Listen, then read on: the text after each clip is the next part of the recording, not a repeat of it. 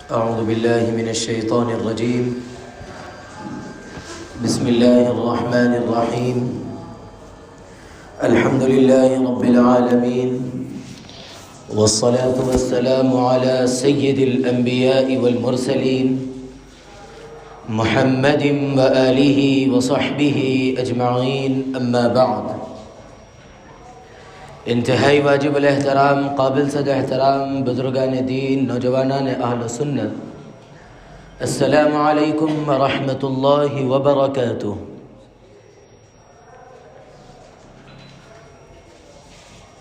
تقریباً گزشتہ ایک ماہ سے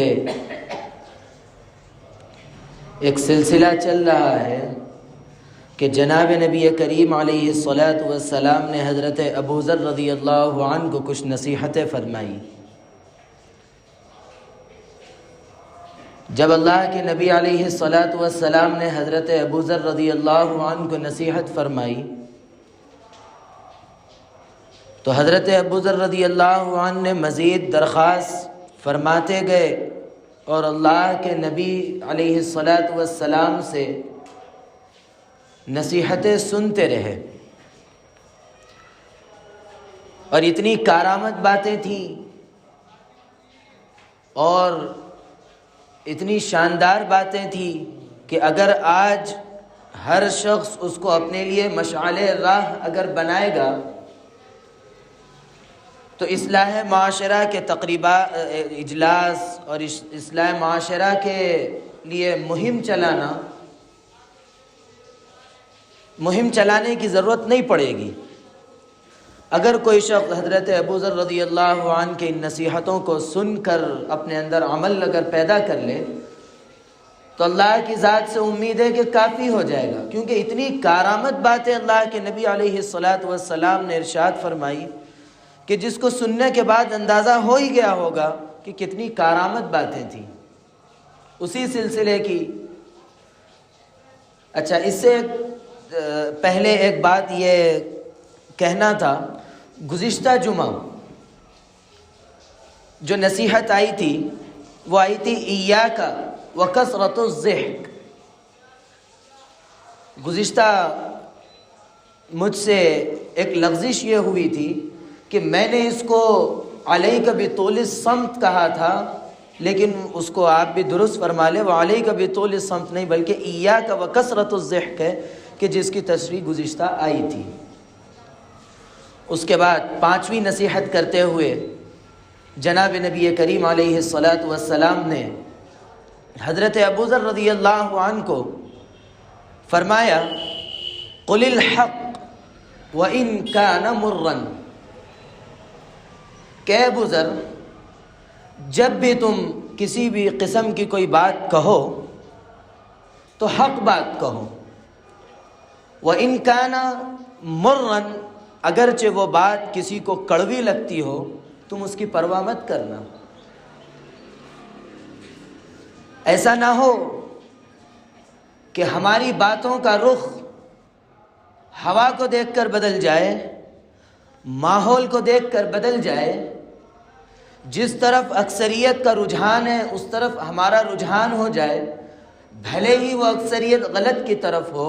ایسا نہیں ہونا چاہیے، بلکہ آپ غور و فکر کرنے کے بعد حق اور سچ کے ساتھ آپ ہو جائے، اس کے بعد آپ اپنے اوپر آنے والے حالات سے گھبرائیں نہیں، پریشان نہ ہوں، بلکہ آپ ڈٹ کر اپنی بات پر جم جائے اور آگے بڑھ جائے۔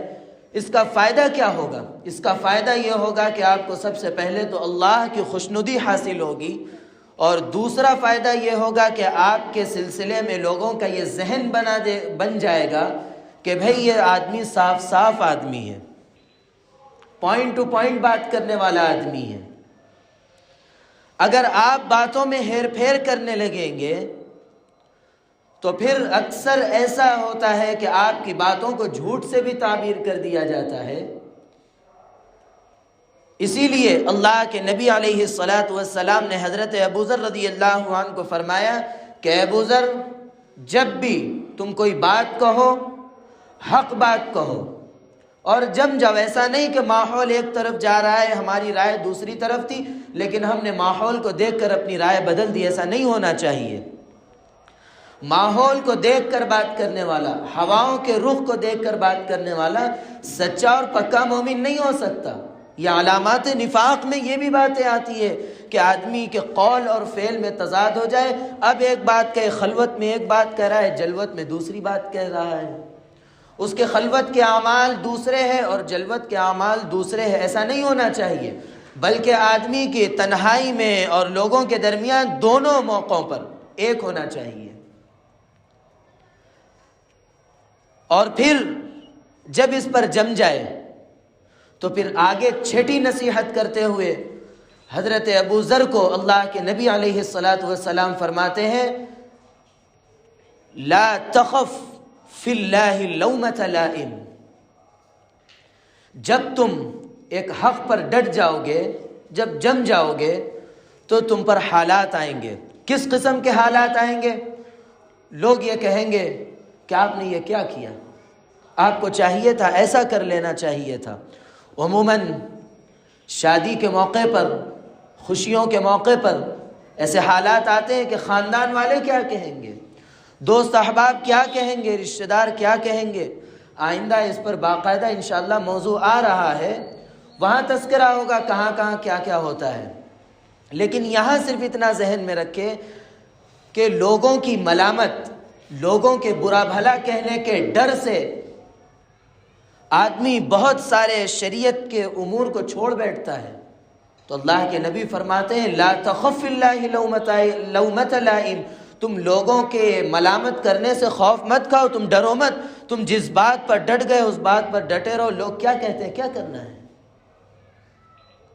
ہم اس دنیا میں آئے تو دنیا کو خوش کرنے کے لیے آئے ہیں یا اللہ اور اس کے رسول صلی اللہ علیہ وسلم کو خوش کرنے کے لیے آئے ہیں؟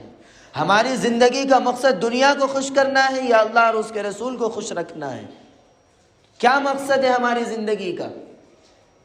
اگر ہماری زندگی کا مقصد صرف اور صرف اللہ اور اس کے رسول صلی اللہ علیہ وسلم کو خوش کرنا, راضی رکھتے ہوئے اس دنیا سے رخصت ہونا اگر ہے تو آدمی کبھی بھی کسی کی پرواہ نہیں کرے گا.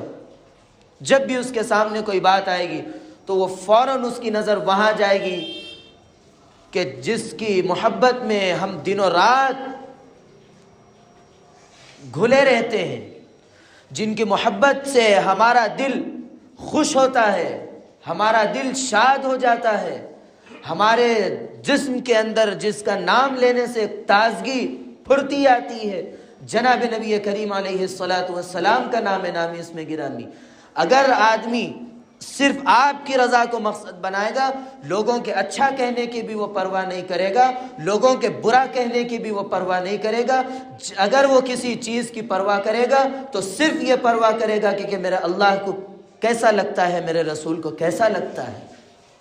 اگر اس کے دل میں رسول اللہ صلی اللہ علیہ وسلم کی سچی محبت ہوگی تو فوراً اس کی زبان سے یہ کلمات نکلیں گے, میں جو کر رہا ہوں میرے اللہ کو پسند ہے, میرے رسول کو پسند ہے. وہ یہ نہیں دیکھا کہ میرے خاندان میں کس چیز کو پسند کیا جاتا ہے, میرے رشتہ داروں میں کن چیزوں کو پسند کیا جاتا ہے, میرے دوست احباب کن چیزوں کو پسند کرتے, یہ نہیں دیکھے گا. بلکہ صرف اس کا مطمع نظر اور صرف اس کی نظر کہاں ہوگی؟ جناب نبی کریم علیہ الصلاۃ والسلام کی زندگی پر ہوگی, آپ کے بتائے ہوئے طریقوں پر ہوگی. حضرت ابو ذر کو یہی کہتے ہیں جناب نبی کریم علیہ الصلاۃ والسلام. پانچویں نصیحت یہ فرمائی کہ جب کوئی بات کہو, حق بات کہو, لوگوں کو اچھی لگتی ہے بری لگتی ہے اس سے کوئی لینا دینا نہیں ہے. بس اللہ اور اس کے رسول نے یہ بات کہی ہے, ہم بلا خوف و خطر وہ بات کہہ دینا چاہیے. نہیں دیکھنا چاہیے کہ ہوا کا رخ کس طرف ہے, اگر میں یہ بات کہوں تو لوگ مجھے ذلیل کر دیں گے, لوگ میری عزت کرنا چھوڑیں گے. کیا کرنا ہے اس عارضی دنیا میں؟ عزت لے کر کیا کریں گے؟ اس عارضی دنیا میں شہرت لے کر کیا کریں گے؟ یہاں پر کوئی بھائی مدد کے لیے آ سکتا ہے, امید ہے, لیکن آخرت میں کون مدد کے لیے آئے گا؟ کس کی محبت, کس کی شفاعت کام آئے گی؟ صرف اور صرف جناب نبی کریم علیہ الصلاۃ والسلام کی شفاعت کام آئے گی, آپ کی سفارش کام آئے گی. اگر دنیا میں جناب نبی کریم علیہ الصلاۃ والسلام کو ناراض کر کے اگر اس دنیا سے ہم رخصت ہوئے تو ہم کو کیا ملے گا؟ کیا آپ کی سفارش ملے گی؟ کیا ہم کو جناب نبی کریم علیہ الصلاۃ والسلام کی شفاعت ملے گی؟ حوض کوثر پر پانی نصیب ہوگا؟ کچھ نہیں، سب چیزوں سے محروم ہو جائیں گے۔ اسی لیے ہماری نظر صرف اور صرف جناب نبی کریم علیہ الصلاۃ والسلام کو راضی کرنے، آپ کی خوشنودی والے اعمال کرنے کی فکر کرنی چاہیے۔ ہمارے لیے وہی ذخیرہ آخرت ہے اور ہمارے کامیابی کا ضامن دنیا میں بھی ہے، آخرت میں بھی۔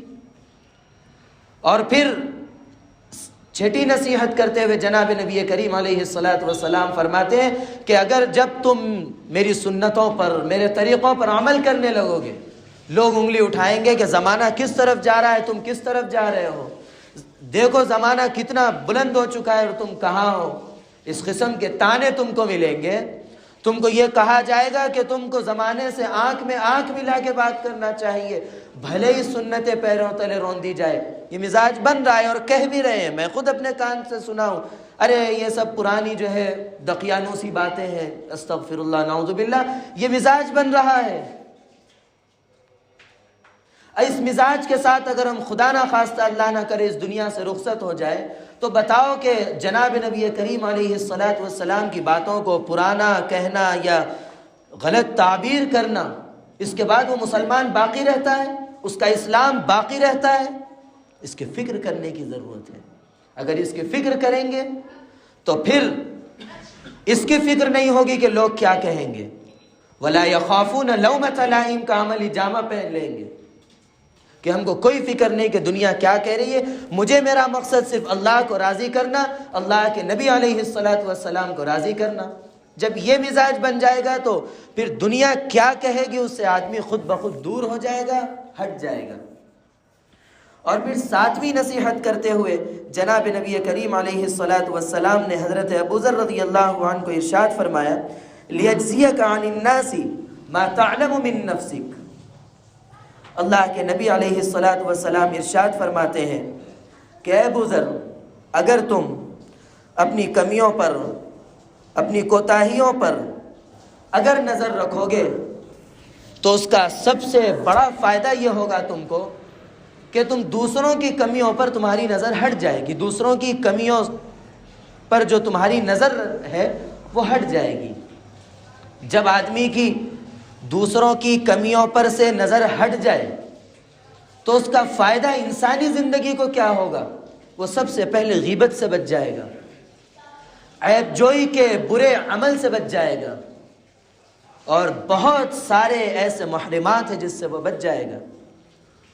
اس کی جو اللہ کی خلقت پر جو زبان دراز ہو رہی تھی، جو اس کی زبان چل رہی تھی کہ فلاں ایسا ہے فلاں ویسا ہے، وہ ساری زبانیں رک جائے گی۔ لیکن سب سے بڑا فائدہ تو اس کا یہ ہوگا کہ وہ غیبت سے بچ جائے گا۔ غیبت اتنا برا ہے کہ اللہ کے نبی علیہ الصلاۃ والسلام ارشاد فرماتے ہیں کہ الغیبت اشد من الزنا، غیبت زنا سے زیادہ بدترین چیز ہے۔ کیا ہے غیبت کے سلسلے میں؟ بیٹھے جس محفل میں بیٹھے ہیں، کسی کے بارے میں برا بھلا کہے، اٹھے چلے، کوئی فرق نہیں پڑتا۔ کیوں؟ ہمارا مطمع نظر اللہ اور اس کے رسول کی رضا نہیں ہے، لوگوں کی واہ واہ کے ہم خواہش مند ہیں، جس کی وجہ سے وہ بات ہماری زبان سے نکلتی ہے جس سے لوگ خوش ہوتے ہیں۔ اگر آدمی اپنے عیوب پر نظر رکھنے لگے گا، اپنے عیب پر، اپنے گریبان میں منہ ڈالے گا، تو اس کو یہ ضرورت نہیں پڑے گی کہ دوسرے کی طرف نظر ڈالے کہ دوسرا کیا کر رہا ہے، کیسا ہے، کیا ہے، کچھ نہیں۔ وہ اپنے عیوب پر نظر رکھے گا، اپنی اصلاح کرنے میں اس کی زندگی گزر جائے گی، اتنی پاکیزہ اس کی زندگی پھر گزرے گی کہ وہ اپنے اندر پائے جانے والے ہر عیب، ہر برائی کو ختم کرنے کی فکر میں اس دنیا سے رخصت ہوا کہ وہ تمام عیوب سے پاک ہو کر دنیا سے رخصت ہو گیا۔ یہی فکر، یہی کوشش کر کے اس دنیا سے رخصت ہونا ہے۔ تو حضرت ابو ذر رضی اللہ عنہ کو جو آخری اور ساتویں جو نصیحت جناب نبی کریم علیہ الصلاۃ والسلام نے ارشاد فرمایا کہ تم اپنے عیوب پر نظر رکھو، اس کا فائدہ یہ ہوگا کہ تم دوسروں کے عیوب پر تمہاری نظر نہیں جائے گی، دوسروں کی ٹوہ میں تم لگنے سے بچ جاؤ گے۔ یہ جناب نبی کریم علیہ السلام نے حضرت ابو ذر رضی اللہ عنہ کو 7 نصیحتیں فرمائی، جس کا تذکرہ جہاں تک مجھ سے ممکن ہو سکا میں نے کیا۔ اللہ رب العزت اس میں جو کچھ کمی بیشی ہے اللہ معاف فرمائے، اللہ رب العزت ہم سب کو عمل کی توفیق عطا فرمائے۔ آخر میں ایک بات، یہ موقع دسمبر کا ہے، اس کے اندر ایک خاص عیسائیوں کی ایک تقریب ہوتی ہے جس کو کرسمس کے نام سے یاد کیا جاتا ہے۔ اس تقریب کے اندر ایک بات اس سے پہلے یہ ذہن میں رکھے، کسی بھی مذہب کی کوئی بھی تقریب، کوئی بھی خوشی، ان کے بڑوں سے اس کا ضرور بالضرور تعلق ہوتا ہے۔ یہاں عیسائیوں کا معاملہ یہ ہے کہ یہ لوگ کرسمس کو حضرت عیسیٰ علیہ السلام کی یوم پیدائش کے نام سے یاد کرتے ہیں، ایک بات۔ دوسری بات، یہ لوگ حضرت عیسیٰ علیہ السلام کو اللہ کا بیٹا کہتے ہیں، نعوذ باللہ من ذالک۔